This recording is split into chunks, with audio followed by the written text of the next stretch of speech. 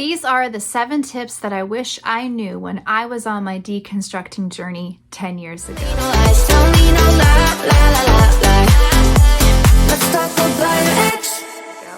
Hey guys, what's up? This is Laura Farhi, and I own a Spiritually Homesteading podcast, which is a podcast for individuals who want to keep their Jesus, but they want to lose the religion and the baggage that comes alongside that. So if you want to lose your religion and maybe grow and keep your faith outside the church, this is the place for you. And if that is something that you're interested, just keep watching.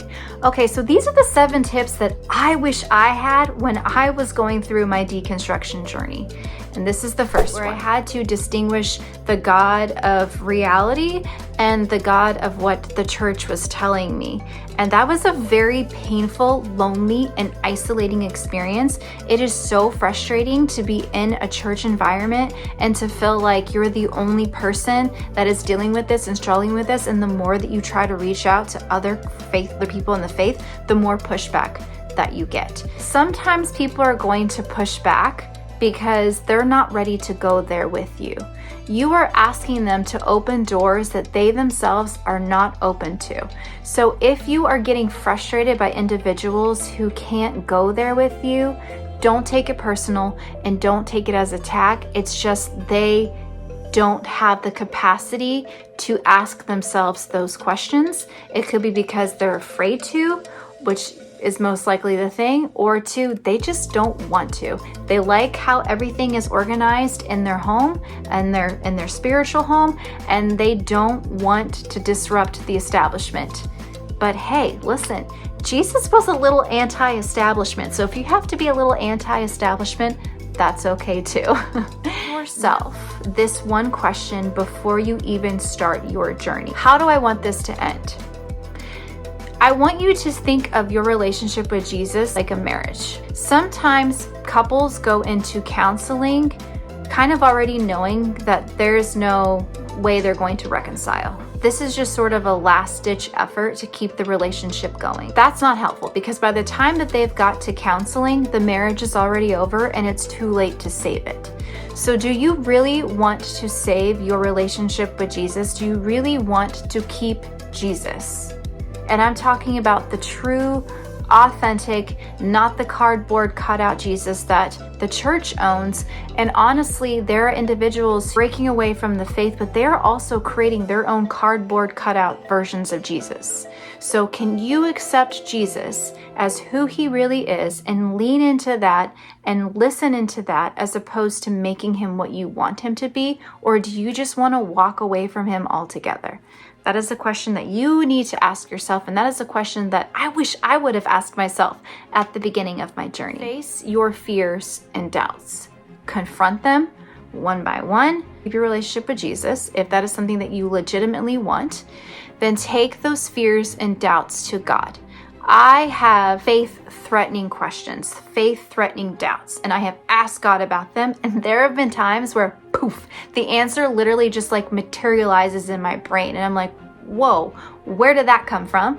And then there's times where it just feels like that answer unfolds itself to me over time because it's a process. Sometimes learning from God is not necessarily a destination, it's a journey. And the journey is so much sweeter than the destination because there's just these little tidbits of personalization of information that's coming at you from all over the place. Just be open to it and receive it. It's okay if you're having a hard time with the Bible and you don't really want to read the Bible.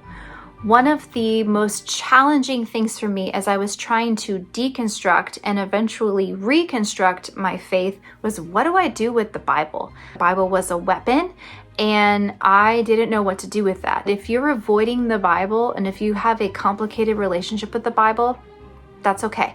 Put it aside, and instead, I'd rather you pick up something else that theologically sound, still doctrine sound, because that we'll talk about that in the next point. That is important. So what I would recommend, Jimmy Carter. Jimmy Carter has some really great resources for Christians, or maybe deconstructing Christians or deconstructing believers who want to continue their faith, but they don't necessarily trust the Bible, or they trust individuals that are talking about the Bible. He has some really great devotionals that are fantastic. I love him. I would also say Christian mystics, or like Dallas Willard or C.S. Lewis, maybe more like academic kind of individuals. I would pursue those. The next tip that I would say, the only thing that you really truly need to believe what has been stated in the Apostles' Creed. For some people, that might be like, I don't know, the Apostles' Creed's a little suspicious. A bunch of bros got together and they decided what to believe.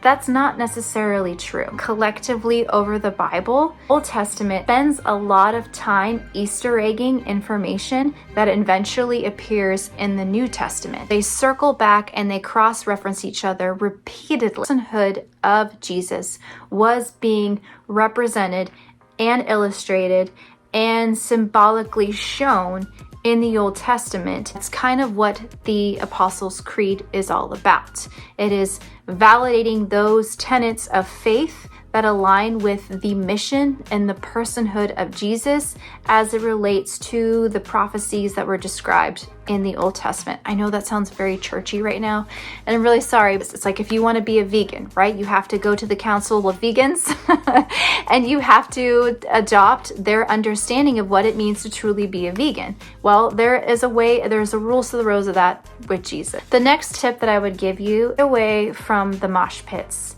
Mosh pits are fun in theory until you get in them and you get hurt. Mosh pits meaning like individuals throw bows and just get in there and like rage war. That might feel therapeutic for the rage that you feel internally. It's not helpful. I feel like it would be more constructive to make sure that you're talking with individuals who are on the same destination that you are trying to reach. So going back to the first point, if you want to keep your relationship with Jesus, if you do want to reconcile your relationship with Jesus, then it's important to make sure you honor that goal and surround yourself with individuals who are on the same journey as you, because what you don't need is individuals confusing things for you, making the space more negative for you, because you're already in a place where you're trying to grow and you're trying to heal, and you can't do that if you have individuals who just want to be the salt to everyone's wounds. And that means staying away from the church people too, because you might have to do that for a season as well. And the final tip that I would give you is weigh carefully everything that you see and you hear and you believe. So just because somebody comes at you with some really convincing information, regardless of how good or bad it sounds, I want you to spend time wrestling with that information, really just kind of thinking about it, arguing for it, arguing against it. That's why I call this spiritually homesteading. If you're trying to create a garden for your soul, let's make sure that you're actually planting seeds and not weeds. And there is some information out there that looks like it could be seeds for fruit, but it's actually weeds, and it's going to choke everything else that you have in the garden. Hey, if you made it all the way to the end, thank you so much for watching. I appreciate you being here. And if you have any comments or questions or content that you would like me to cover, just comment down below what that is, and subscribe, because I put out new videos every Sunday and sometimes more. So I will see you guys next time. Peace, love, and Jesus. Boop.